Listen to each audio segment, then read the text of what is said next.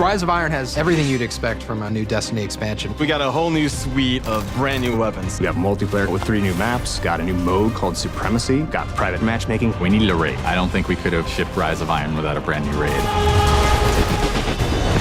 Tons of new armor, tons of new gear. There's a story campaign with characters and cinematics. New public events, new patrols, and new secrets to uncover.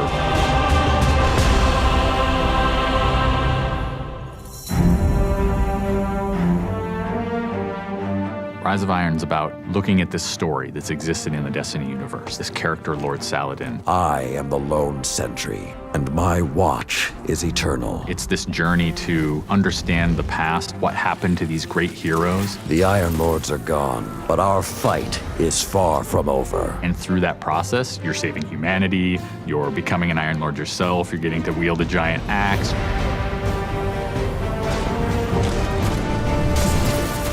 The idea of playing through a blizzard is something that we've never tried, and you're going to see that in Fellwinter Peak. Fellwinter Peak is very interesting because we've never had the player fighting through a social space before. When you walk in there for the first time and the fire's lit and it's just casting glow up onto these 8 heroes, you've been holding their weapons for 2 years. When we can take those elements of Destiny and put them all together into one coherent moment, I think is awesome.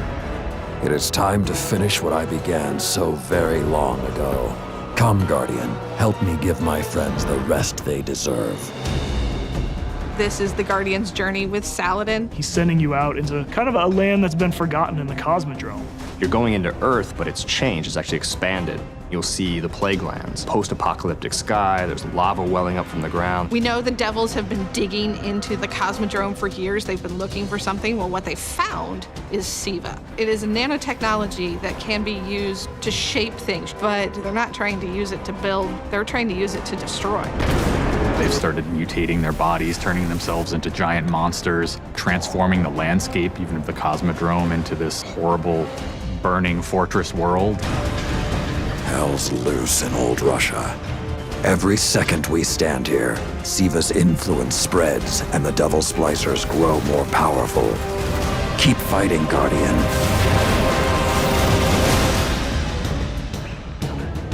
After the campaign finishes, you have patrols that really tell the story of this continued infestation in the land. And we have a new strike that shows just what the Fallen are doing with the SIVA.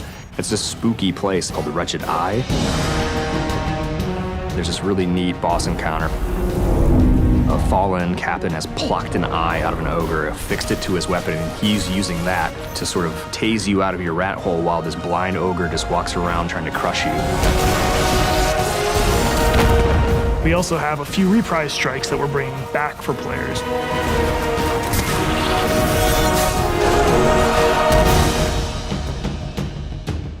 We very consciously set out to create a journey. This is arc of claustrophobia, space inside the wall. And then you get on top of it, and it's sort of this amazing breath of fresh air. You get this vista from the Cosmodrome, it's lit on fire, and there's this death Zamboni who's just trying to crush your bones to dust.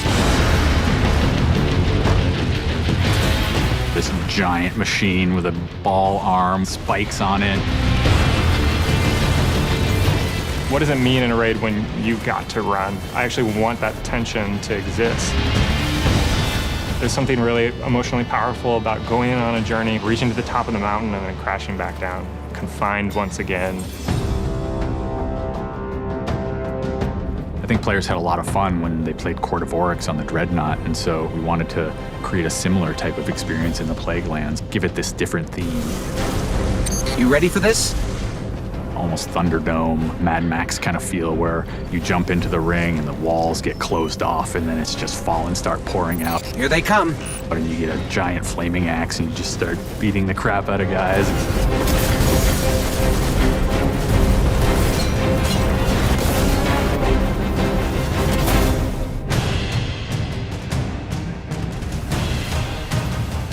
We thought, how can we increase the ways that you express the way you like to play? And what we came up with was putting different talents on the artifacts. The artifacts are these relics of the fallen Iron Lords. So you'll quest to earn one of those, and then your last step of that is taking that artifact to the statue of the fallen Iron Lord, fully empowering that for you to use as a player.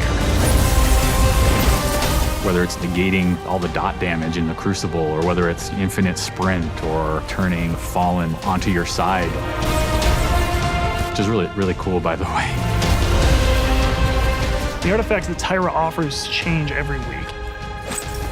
So there will always be something new and exciting for players following the campaign.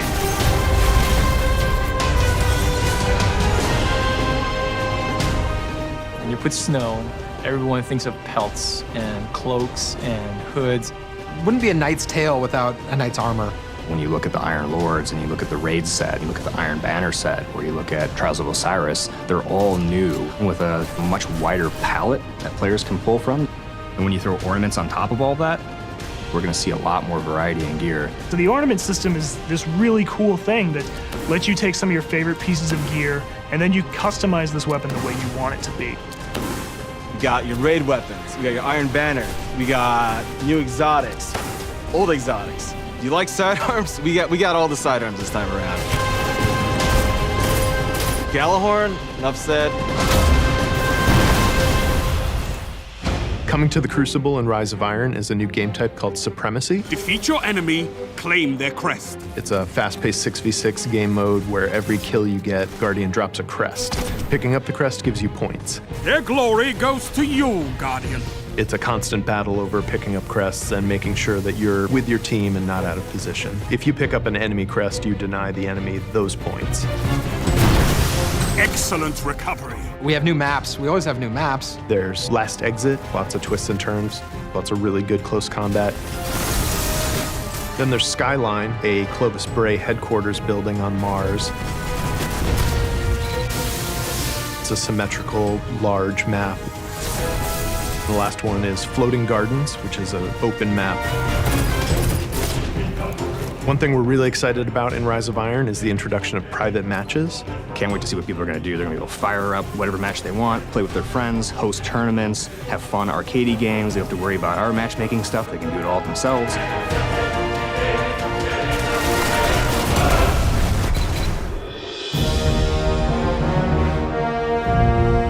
Sometimes when I play and I have headphones on and I'm in that world, I get little chills because it's not just the effects and the amazing graphics, it's the audio that helps reinforce the journey that you're going through.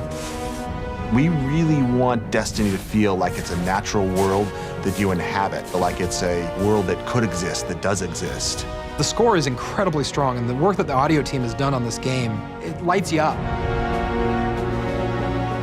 It becomes something bigger than just a mountain and just a fight. It becomes an experience, and you hopefully get lost in it.